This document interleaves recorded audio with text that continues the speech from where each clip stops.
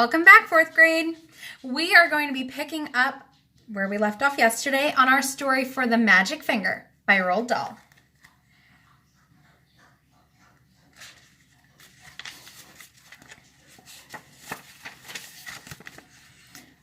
But, cried Mrs. Gregg, going purple in the face. My dear man, what's happened to you?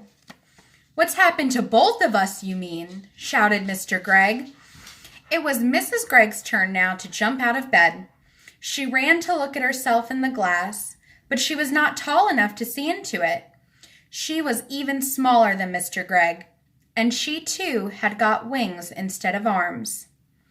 Oh, sobbed Mrs. Gregg. This is witch's work, cried Mr. Gregg, and both of them started running around the room flapping their wings. A minute later, Philip and William burst in. The same thing had happened to them. They had wings and no arms, and they were really tiny. They were about as big as robins. Mama, Mama, chirped Philip. Look, Mama, we can fly. And they flew up into the air. Come down at once, said Mrs. Gregg. You're much too high. But before she could say another word, Philip and William had flown right out the window.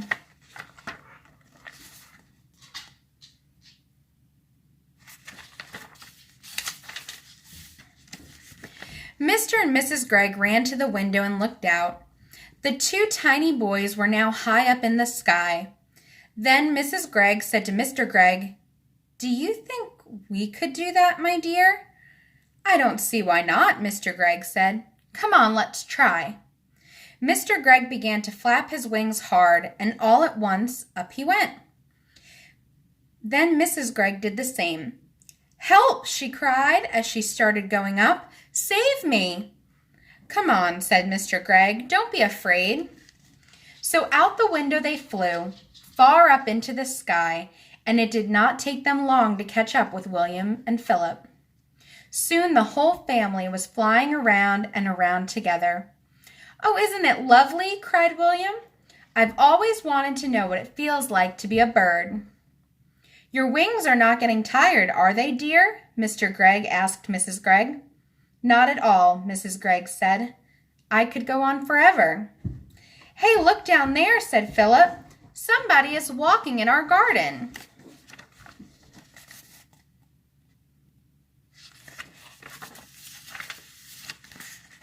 They all looked down, and there below them in their own garden, they saw 4 enormous wild ducks. The ducks were as big as men, and what is more, they had great long arms like men instead of wings. The ducks were walking in a line to the door of the Greggs' house, swinging their arms and holding their beaks high in the air. Stop, called the tiny Mr. Gregg, flying down low over their heads. Go away, that's my house. The ducks looked up and quacked. The first one put out a hand and opened the door of the house and went in. The others went in after him. The door shut.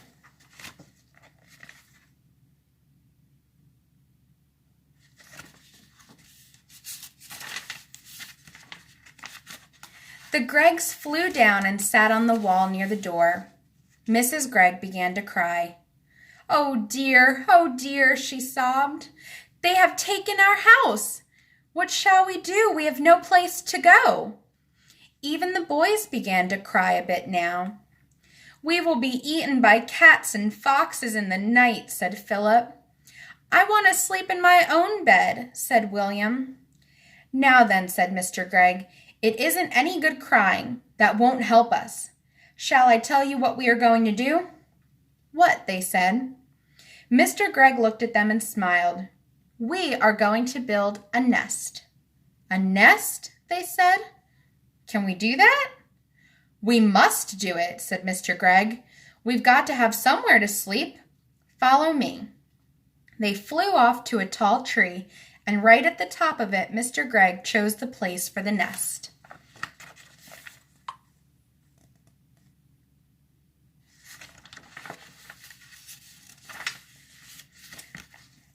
Now we want sticks, he said. Lots and lots of little sticks. Off you go, all of you, and find them and bring them back here. But we have no hands, said Philip. Then use your mouths. Mrs. Gregg and the children flew off. Soon they were back, carrying sticks in their mouths. Mr. Gregg took the sticks and started to build the nest. More, he said. I want more and more and more sticks. Keep going. The nest began to grow. Mr. Gregg was very good at making the sticks stick together.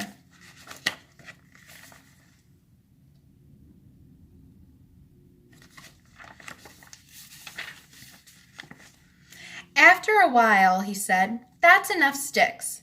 Now I want leaves and feathers and things like that to make the inside nice and soft. The building of the nest went on and on. It took a long time, but at last it was finished. Try it, said Mr. Gregg, hopping back.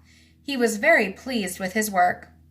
Oh, isn't it lovely? Cried Mrs. Gregg, going into it and sitting down. I feel I might lay an egg any moment. The others all got in beside her. How warm it is, said William. And what fun to be living so high up, said Philip. We may be small, but nobody can hurt us up here. But what about food, said Mrs. Gregg. We haven't had a thing to eat all day. That's right, Mr. Gregg said. So we will now fly back to the house and go in by an open window and get the tin of biscuits when the ducks aren't looking. Oh, we will be pecked to bits by those dirty great ducks, cried Mrs. Gregg. We shall be very careful, my love, said Mr. Gregg, and off they went. But when they got to the house, they found all the windows and doors closed. There was no way in.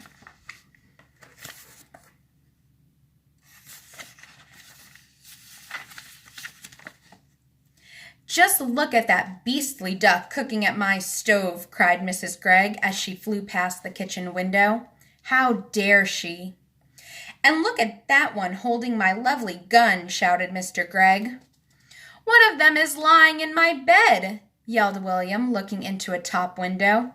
And one of them is playing with my electric train, cried Philip. Oh dear, said Mrs. Gregg. They have taken over our whole house. We shall never get it back. And what are we going to eat?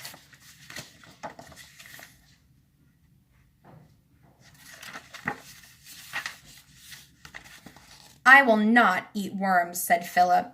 I would rather die. Or slugs, said William. Mrs. Gregg took the two boys under her wings and hugged them. Don't worry, she said. I can mince it all up very fine, and you won't even know the difference. Lovely slug burgers, delicious worm burgers. Oh, no, cried William. Never, said Philip. Disgusting, said Mr. Gregg. Just because we have wings, we don't have to eat bird food. We shall eat apples instead. Our trees are full of them. Come on. So they flew off to an apple tree. But to eat an apple without holding it in your hands is not easy at all. Every time you try to get your teeth into it, it just pushes away. In the end, they were able to get a few small bites each, and then it began to get dark, so they all flew back to the nest and lay down to sleep.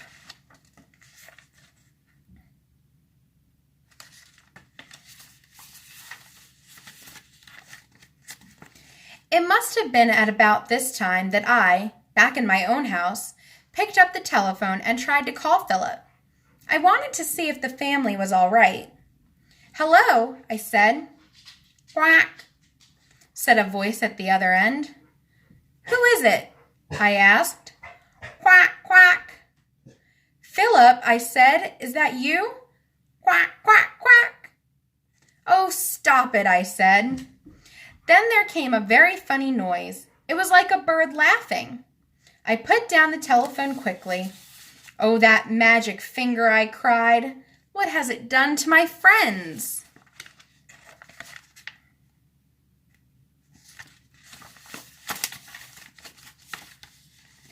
That night, while Mr. and Mrs. Gregg and Philip and William were trying to get some sleep up in the high nest, a great wind began to blow. The tree rocked from side to side, and everyone, even Mr. Gregg, was afraid that the nest would fall down. Then came the rain. It rained and rained, and the water ran into the nest, and they all got as wet as could be. And oh, it was a bad, bad night.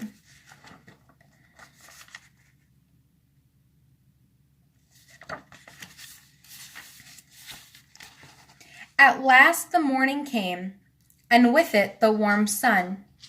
"Well," said Mrs. Gregg, "thank goodness that's over. I never want to sleep in a nest again." She got up and looked over the side. "Help!" she cried. "Look, look down there!" "What is it, my love?" said Mr. Gregg. He stood up and peeped over the side. He got the surprise of his life. On the ground below them stood the 4 enormous ducks, as tall as men, and 3 of them were holding guns in their hands. One had Mr. Gregg's gun, one had Philip's gun, and one had William's gun. The guns were all pointing right up at the nest.